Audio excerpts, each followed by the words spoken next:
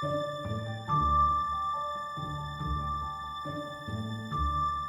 deux là sont bien pour faire des chapeaux. Ça fait des belles chapeaux. Et avec elle, ça c'est plutôt comment on dit, une couette piquée. Et avec laquelle là, on peut faire aussi du feutre et je fais la teinture avec. Le collectif Morvan-Laine a eu ce drôle d'effet sur Brigitte. Au premier coup d'œil, elle voit l'usage attiré de la laine de tel ou tel mouton. Même chose pour Christine, qui sélectionne ses bêtes non plus pour le lait, mais en fonction de leur toison, sa couleur, sa longueur, sa douceur.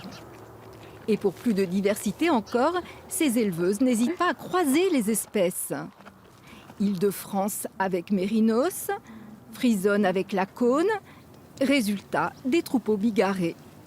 On a vraiment beaucoup évolué avec le collectif pour plein de choses, quoi. Autant au niveau du savoir-faire qu'au niveau de ce genre d'échange en tant qu'éleveur.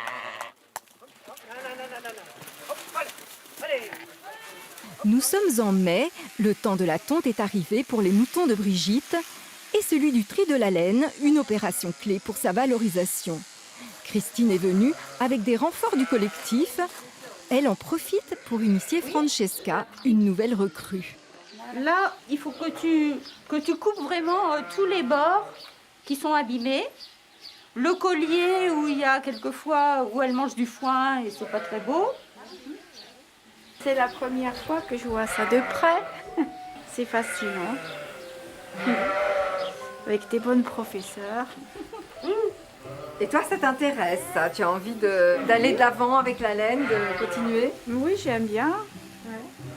C'est surtout le feutrage après, mais comme il faut préparer la matière première, faut s'y mettre.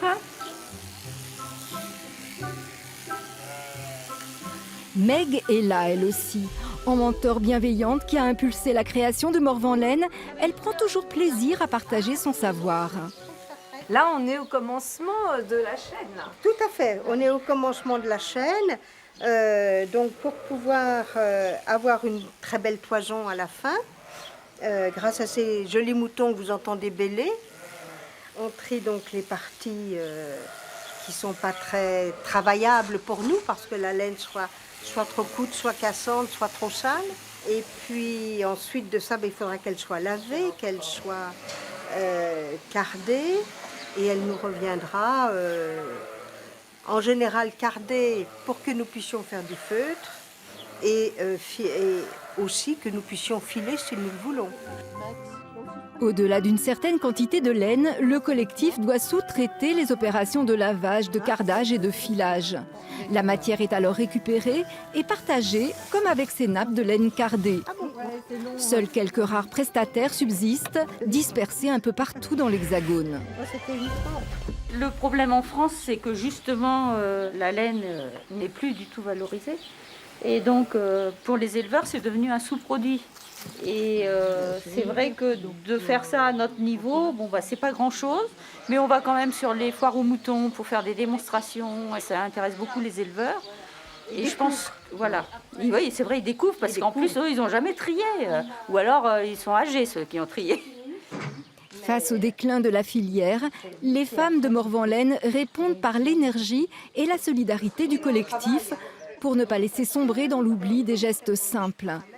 De la toison aux produits finis, commercialisés, ce sera notre épisode de demain.